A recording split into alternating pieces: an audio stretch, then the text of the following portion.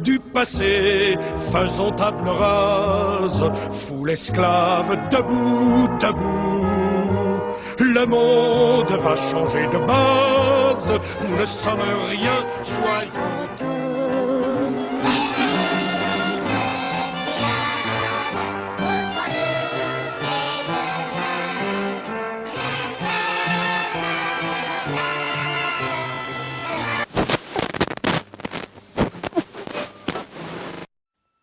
Quelle définition le dictionnaire donne-t-il du mot sinistre ? En voici plusieurs.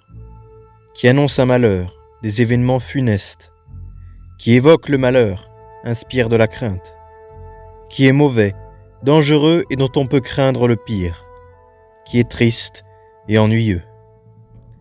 La définition de ce mot n'est certes pas très réjouissante, c'est le moins que l'on puisse dire. Mais le plus intéressant, c'est lorsque l'on se renseigne sur son étymologie. Sinistre vient du latin sinister, qui signifie « qui est à gauche », voilà qui ne s'invente pas. D'ailleurs, en héraldique, pour désigner le côté gauche d'un blason, cela se dit sénestre.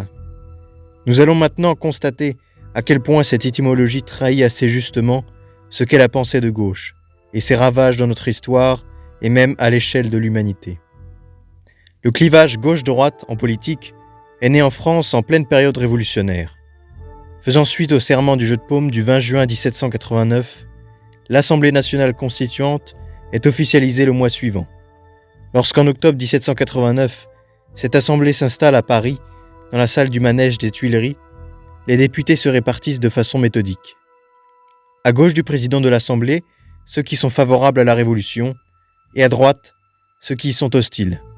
Ce réflexe faisait suite au vote du droit de veto pour le roi, un mois auparavant, où ceux qui se mettaient à gauche étaient pour un veto limité et ceux à droite pour un veto absolu. Voilà comment ce clivage, basé déjà sur le principe de division, est né en France avant de se répandre dans le monde.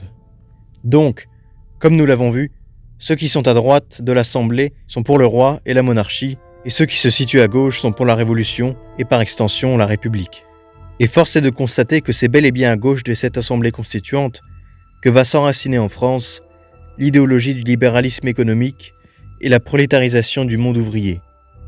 Cela débuta avec le décret du baron Pierre d'Alard, qui déclarait propriété nationale les biens corporatifs. Ce décret d'Allard faisait aussi du libéralisme économique le fondement du nouveau régime de travail, de la production et du commerce. Le 14 et 17 juin 1791, la loi Le Chapelier interdisait aux hommes de métier de s'associer en vue de former des règlements sur leurs prétendus intérêts communs. Cette loi, calquée sur la logique de Turgot, s'inspirait du contrat social de Jean-Jacques Rousseau, dont Isaac Le Chapelier reprit des passages entiers dans son exposé. Cette loi interdisait également le droit de grève et la création de syndicats, aussi bien ouvriers que patronaux.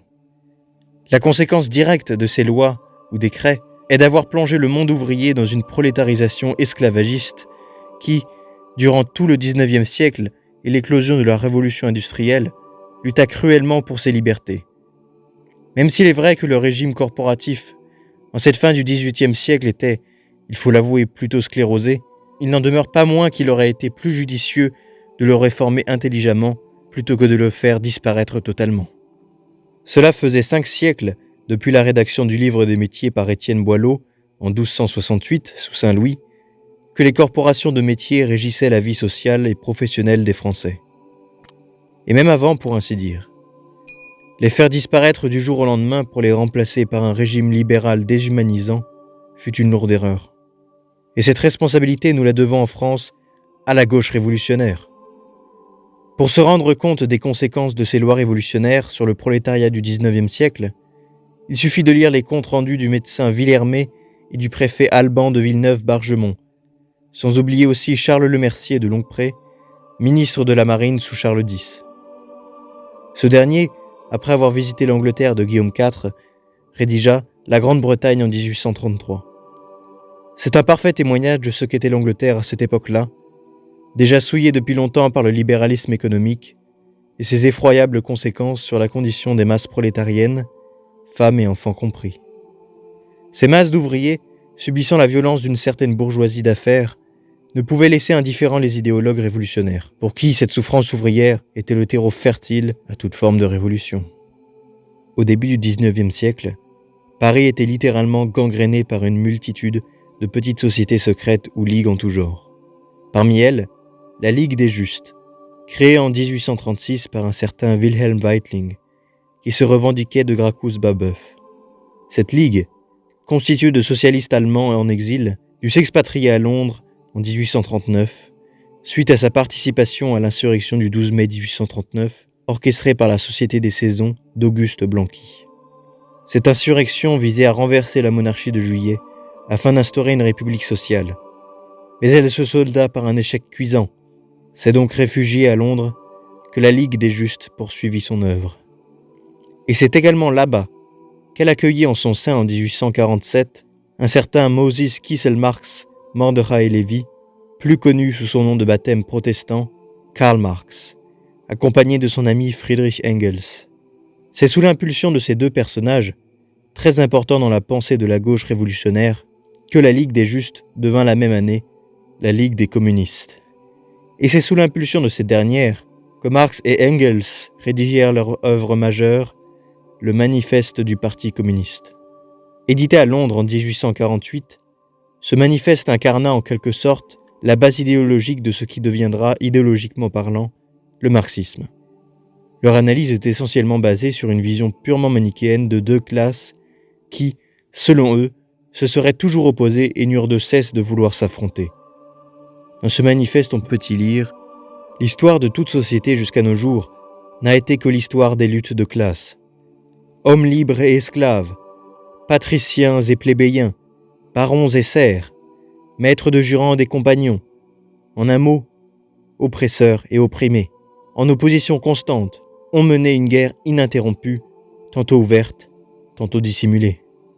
Ce qui, historiquement parlant, est totalement faux pour certains des cas cités. Néanmoins, Marx et Engels opposent, dans ce manifeste, deux classes, la bourgeoisie capitaliste et le prolétariat. Cette opposition se justifie en effet au regard des lois révolutionnaires de 1791 pour la France. Mais la solution qu'ils formulèrent, afin de soulager le prolétariat de la violence de cette bourgeoisie affairiste, était d'affronter cette dernière dans le cadre d'une lutte des classes ouvertement offensive visant à engendrer un monde sans classe dans la logique de l'utopie égalitariste. La méthode proposée est d'engendrer une révolution pour la mise en place d'une dictature du prolétariat, aboutissant par la suite à une société nouvelle, sans classe ni religion, incarnation d'un supposé paradis terrestre. C'est en quelque sorte la mise en état permanente des forces vives d'une nation à la guerre civile. Nous sommes loin de la sagesse d'un René de la Tour du Pin qui, dans sa doctrine sociale du corporatisme, préconisait l'alliance entre patrons et ouvriers, œuvrant ensemble pour l'intérêt supérieur du métier et indirectement pour celui de la nation. La Tour du Pin exaltait l'alliance des classes et la concorde. Marx et Engels focalisaient plutôt sur les bas instincts de la colère, dans une lutte à mort d'une classe envers une autre.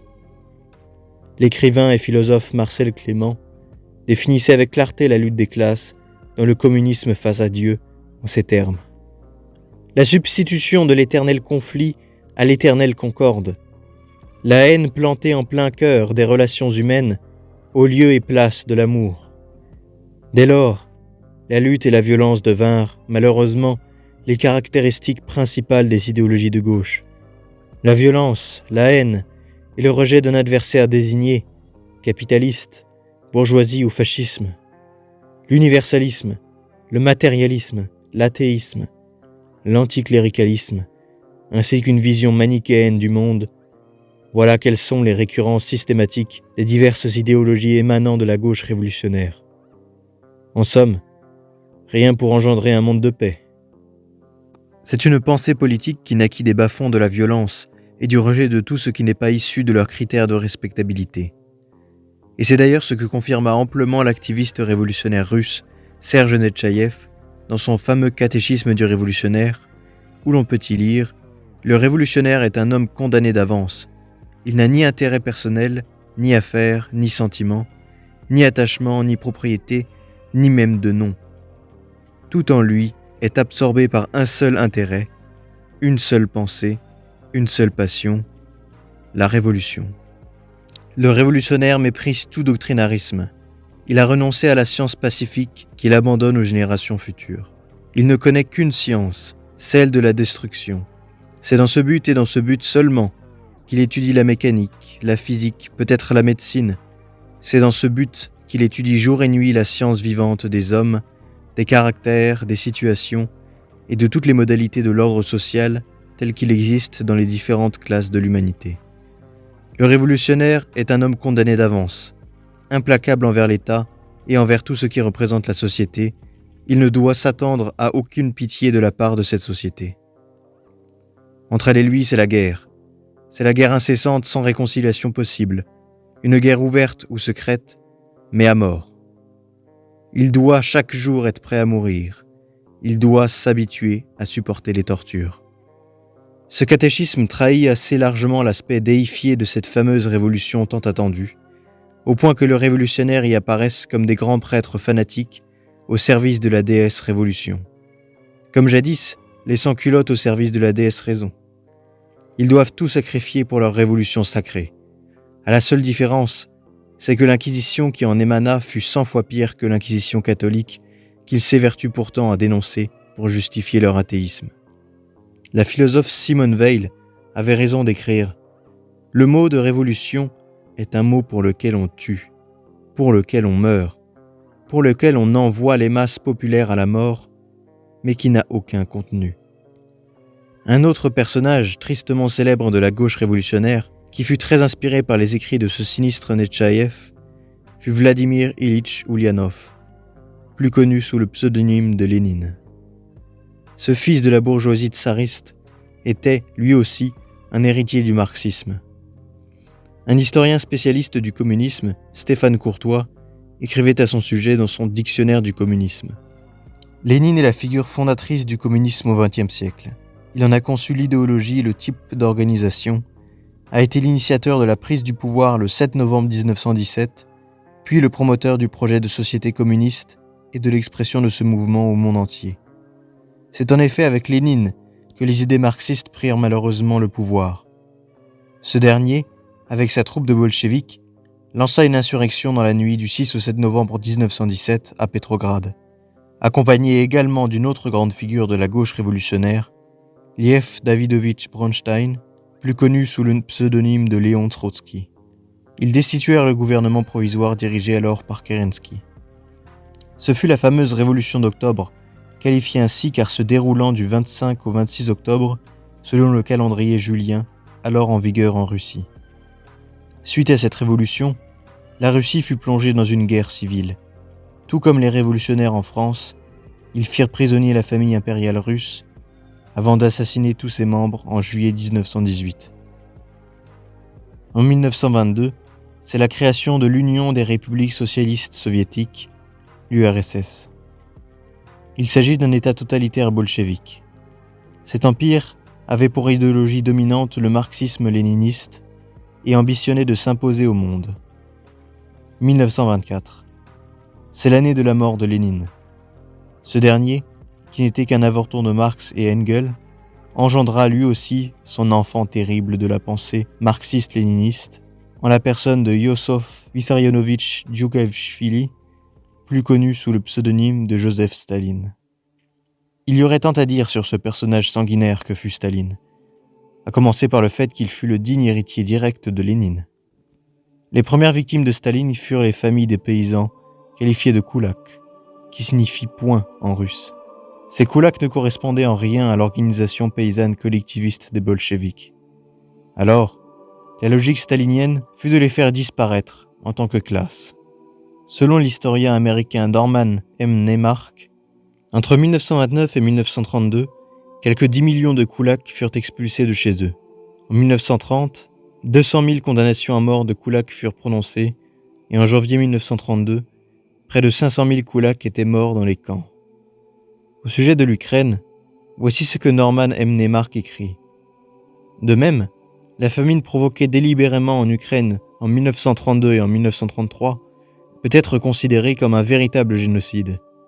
Elle fit entre 6 et 8 millions de victimes choisies par Staline. À cela s'ajoutent les exécutions de masse et les déportations des populations d'origine étrangère, établies sur le territoire de l'URSS. Polonais, Allemands, Coréens sont éliminés parce qu'ils sont étrangers. Le même sort fut réservé aux Tchétchènes, Ingouches ou Kazakhs, durant la Grande Terreur de 1937 à 1938. Presque 700 000 individus furent exécutés. Ils étaient considérés comme des ennemis du peuple. Nous pourrions rajouter à cela le massacre de Katyn en 1940, où 15 000 officiers et fonctionnaires polonais, ainsi que 10 600 de leurs concitoyens, furent exécutés dans une fosse. Également, la déportation de 500 000 Tchétchènes en 1944. On dénombre 52 campagnes de déportation sous Staline entre 1920 et 1952, dont 38 sont d'ordre ethnique.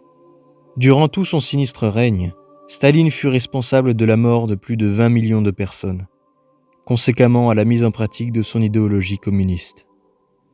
Certains seraient susceptibles de dire qu'il s'agit là non pas de communisme, mais de stalinisme. Comme si le stalinisme n'était pas un communisme appliqué. Faudrait-il dès lors faire une distinction entre nazisme et hitlérisme ? Bien évidemment que non. L'un étant l'émanation de l'autre.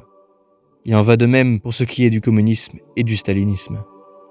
C'est Staline qui eut la responsabilité d'affronter les événements douloureux de la Seconde Guerre mondiale, en tant que représentant de l'URSS et de l'idéologie communiste. Bien que la guerre débutât en 1939, ce ne fut qu'en 1941 qu'il dut se résigner à devoir affronter son frère ennemi qu'était l'Allemagne nazie. Car il ne faut pas oublier que du 23 août 1939, date de la signature du pacte germano-soviétique, au 22 juin 1941, date de l'opération Barbarossa, être communiste, c'était être main dans la main avec les nazis. D'ailleurs, pour s'en convaincre, Staline, après s'être partagé la Pologne avec Hitler, envoya un message de félicitations à ce dernier pour sa victoire sur la France. N'oublions pas non plus que le nazisme puise son origine dans l'idéologie de gauche, partageant d'ailleurs plusieurs points communs avec le communisme. Ce sont deux idéologies issues du socialisme. Nazi étant le diminutif du national-socialisme, ces deux idéologies se revendiquent du milieu ouvrier. Le parti d'Hitler, le NSDAP, signifie Parti national-socialiste des travailleurs allemands. Leur couleur dominante est le rouge. Les deux idéologies ont pour méthode la déportation des opposants dans des camps ou goulags. Elles visent également à engendrer des hommes nouveaux, une race supérieure pour l'un et une classe supérieure pour l'autre, s'inspirant toutes les deux de la logique du darwinisme. Ces deux idéologies ont instauré des partis uniques avec un culte de la personnalité du dirigeant principal. S'ajoute à cela l'embrigadement de la jeunesse, avec les jeunesses hitlériennes d'un côté et le Komsomol de l'autre, sans oublier leurs polices politiques respectives, Gestapo pour l'un et NKVD pour l'autre. Ce sont également deux idéologies impérialistes, ayant pour objectif de s'imposer au monde entier, en conquérant des territoires. Le partage de la Pologne est très significatif. Hitler lui-même aurait admis cette ressemblance idéologique entre le nazisme et le communisme. Hermann Rauschning, un proche d'Hitler, écrivait dans son livre « Hitler m'a dit » l'aveu que le chancelier du Reich lui aurait fait à ce sujet. En plus, il y a plus de liens qui nous unissent au bolchevisme que d'éléments qui nous en séparent. Le petit bourgeois socialiste et le chef syndical ne feront jamais un national-socialiste, mais le militant communiste, oui. Même si le nazisme n'a rien de comparable sur bien des points avec le communisme, expliquant leur animosité réciproque malgré tout, on ne peut nier le socle commun qui caractérise ces deux idéologies par les similitudes que nous avons mises en évidence. Et ce socle commun, c'est l'idéologie du socialisme. Si vous rajoutez à l'idéologie du socialisme le pangermanisme, la hiérarchie raciale des hommes et une bonne dose d'impérialisme romain, vous obtenez le nazisme. Si vous rajoutez au socialisme l'idéologie du marxisme-léniniste, vous obtenez le communisme. Si vous rajoutez au socialisme l'impérialisme romain et une bonne dose de nationalisme, vous obtenez le fascisme. Car oui, n'en déplaise aux pseudo-antifascistes d'aujourd'hui, l'idéologie du fascisme est une idéologie de gauche. N'oublions pas que Mussolini fut d'abord un dirigeant du Parti socialiste italien. Il avouait lui-même que « mon socialisme n'est bakouniste, à l'école du socialisme de mon père, à l'école du socialisme libertaire de Blanqui. Ainsi, toutes ces idéologies totalitaires ne sont que des socialismes se distinguant entre eux par le rajout d'options idéologiques. En France, parmi les partis authentiquement fascistes, il y avait le Faisceau de Georges Valois. Ce dernier était un théoricien d'extrême gauche, disciple de Georges Sorel. On trouve également le Parti populaire français de Jacques Thoriot. Ce dernier était l'un des principaux responsables des jeunesses communistes. Il y avait également le Rassemblement national populaire de Marcel Déat, mouvement collaborationniste créé sous l'occupation. Marcel Déat était, avant-guerre, un député socialiste et membre de l'Union socialiste républicaine. Les mouvements fascistes ont tous pour socle idéologique le socialisme. Socialisme qui a largement brillé en France par sa capacité à réprimer les pauvres ouvriers qui faisaient grève pour améliorer leurs conditions de vie et de travail. À Fourmies, en 1891, contre les ouvriers de l'industrie du textile, et au début du XXe siècle, contre les vignerons du sud de la France. En 1907, à Rans-l'Étape, contre les ouvriers en chaussures, en 1908, contre les carriers et terrassiers de Draveuil-Vigneux, et sans oublier la grève des mineurs de 1948. Toutes ces grèves, parfaitement légitimes, furent réprimées dans le sang par les divers gouvernements socialistes qui contrôlaient le pays. Georges Clemenceau fut le plus représentatif en la matière. Le socialiste allemand Karl Kautsky avait raison de dire « Dans la douzaine d'années qui s'est écoulée depuis la fusillade de Fourmies, dans aucun pays il n'a été répandu plus de sang ouvriers que dans la République française. » Et le sociologue René de la Tour du Pin de conclure ainsi « On se plaît à considérer le socialisme comme une utopie. C'est une erreur. Ce qu'on peut considérer comme une utopie, c'est le bonheur qu'il procurerait à l'humanité. » En 1936, c'est l'avènement du Front populaire, à savoir une coalition de gauche avec à sa tête un certain Léon Blum. Ce Front populaire se fera connaître et restera dans les mémoires collectives du fait de ses réformes sociales. Congé payé, 11 juin 1936, et semaine de 40 heures, 12 juin 1936, au lieu de 48 pour tous les salariés. Réforme de l'organisation de la Banque de France, le 24 juillet 1936. Nationalisation des principales usines d'armement, le 11 août 1936, et création d'un office interprofessionnel du blé, le 15 août 1936, pour maîtriser le cours des céréales. Certes, elles furent bien sympathiques, ces petites réformettes, mais que de temps perdu si on compare ce qui avait été proposé dès le XIXe siècle par l'école contre-révolutionnaire. Car, il faut bien le dire, ces avancées sociales étaient réclamées durant ce siècle par les catholiques socio-royalistes, mais refusées systématiquement par l'opposition libérale et de gauche. Le royaliste Albert de Mun, le 24 février 1886, le 7 décembre 1989, le 29 octobre 1892 et en mars 1912, demandait la diminution des heures de travail. Mais le monde ouvrier dut attendre 1936. N'oublions pas qu'une certaine gauche, marxisme aidant, ne s'intéressa au monde ouvrier que lorsqu'elle comprit l'intérêt qu'elle pourrait en tirer dans les revendications révolutionnaires. Jusque-là, la gauche républicaine des Lumières avait écrasé et massacré allègrement toute réclamation ouvrière. Toute pensée politique, élaborée exclusivement sur une considération purement abstraite du monde, finissent toujours dans un bain de sang dès lors que l'on cherche à mettre en pratique ces théories dans le monde réel. Le jacobinisme avait voulu créer un homme nouveau, avec ses droits et sa liberté abstraite. Et tout cela a fini dans une terreur sanglante qu'il culmina dans l'horreur des guerres de Vendée. Le communisme, qui n'est qu'une version améliorée, calquée sur la logique du jacobinisme, a lui aussi voulu engendrer un homme nouveau, sans passé, dans une société sans classe et sans religion. La mise en pratique de cette utopie dans le monde réel fut un véritable désastre sans nom, mais cette fois-ci à l'échelle d'une bonne partie de l'humanité et sur une durée beaucoup plus longue. Stéphane Courtois et tout un collectif d'historiens se sont attelés à faire un bilan global des conséquences de la mise en pratique du communisme dans le monde au XXe siècle.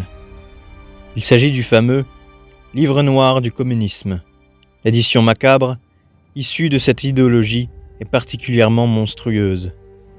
De 1922 à 1991, cette idéologie fut responsable de près de 100 millions de morts un peu partout dans le monde. Le record est attribué à la Chine de Mao Zedong, avec 65 millions de morts. C'est l'équivalent de la population française actuelle rayée de la carte. Avec un tel bilan désastreux, il est plus que douteux et même dérangeant de lire les propos d'un certain Robert Hue, alors représentant du PCF, s'exprimant ainsi en mai 1998 pour le journal Libération. Le marxisme, une source de fraîcheur et de modernité. Les millions de morts, victimes de cette idéologie, doivent en effet en apprécier du fond de leur tombeau la fraîcheur et la modernité de cette idéologie. Surtout que ces propos ont été tenus un mois, jour pour jour, après la mort du sanguinaire Pol Pot, qui fut responsable du massacre de plus de 20% de la population cambodgienne, au nom de cette source de fraîcheur et de modernité. Bien évidemment, ces chiffres ne sont que des estimations approximatives. Mais il n'en demeure pas moins que le communisme fut un réel désastre pour l'humanité. Même si cette idéologie est loin d'avoir été aussi meurtrière que le libéralisme économique qui poursuit ses ravages encore aujourd'hui.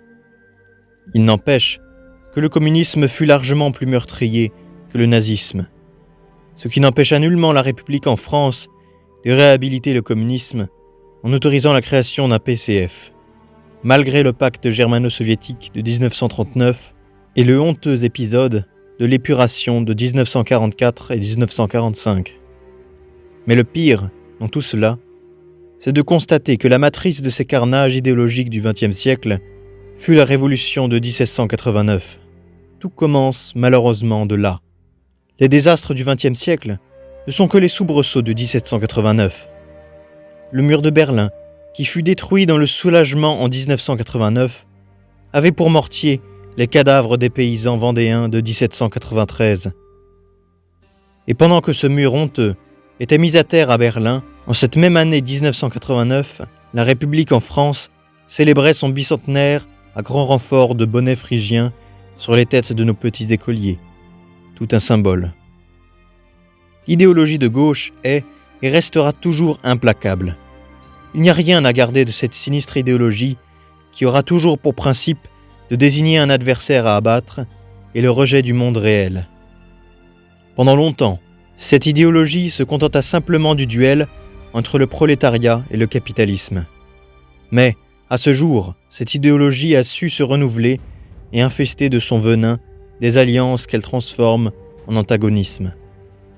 De la simple lutte des classes, elle s'est réincarnée dans une lutte des races, avec d'un côté le gentil immigré afro-musulman luttant contre le méchant français de souche. Ce qui engendra l'idéologie dite de l'antiracisme, qui obligea ses adeptes à la défense inconditionnelle d'une immigration massive en France, ainsi que de l'islam. On la trouve également sous la forme d'une lutte des sexualités, avec d'un côté le gentil homosexuel LGBT, luttant contre le méchant hétéro-dominateur, ce qui engendra le mariage pour tous, la PMA et GPA. Sans oublier la lutte des sexes, avec d'un côté la gentille jante féminine, luttant contre le méchant mâle blanc, macho patriarcal. Ce qui engendra une forme de néo-féminisme, impliquant un culte de l'avortement et une féminisation de la société, constituée d'hommes déconstruits. Intéressant d'ailleurs de constater que le logo des féministes gauchistes arbore ni plus ni moins le symbole du poing fermé de la lutte des classes. Cette lutte se retrouve également dans la cause animalière où, au nom d'une égalité fantasmée entre l'espèce humaine et les animaux, naquirent le véganisme et l'antispécisme. La logique de cette lutte veut que la vie d'un être humain soit équivalente à celle d'une mouche. On remarquera que l'alliance de toutes ces pseudo-luttes vise avant tout à combattre l'homme blanc hétéro-omnivore. En somme, l'homme traditionnel européen. C'est une idéologie qui ne vit que tant qu'il y a un adversaire désigné à combattre. Autant dire alors que ces combats resteront toujours stériles si l'on considère l'adversaire désigné comme étant le moteur de la lutte en question. La négation du réel, au profit d'un monde imaginaire utopique, est ce qui caractérise au mieux l'idéologie de gauche. C'est ce qui la rend d'autant plus dangereuse et pernicieuse. mais surtout très destructrice. En attendant, il faut savoir se montrer tout aussi implacable face à cette idéologie dévastatrice, qui malheureusement a su s'imposer durablement en France depuis l'épuration en 1944. Pour mieux se prémunir contre cette idéologie, nous devons lui opposer en permanence le réel et la vérité. Voilà les deux armes les plus redoutables que cette idéologie craint le plus. Luttons sans relâche contre ceux qui siègent à la gauche du Christ, et notre jour viendra.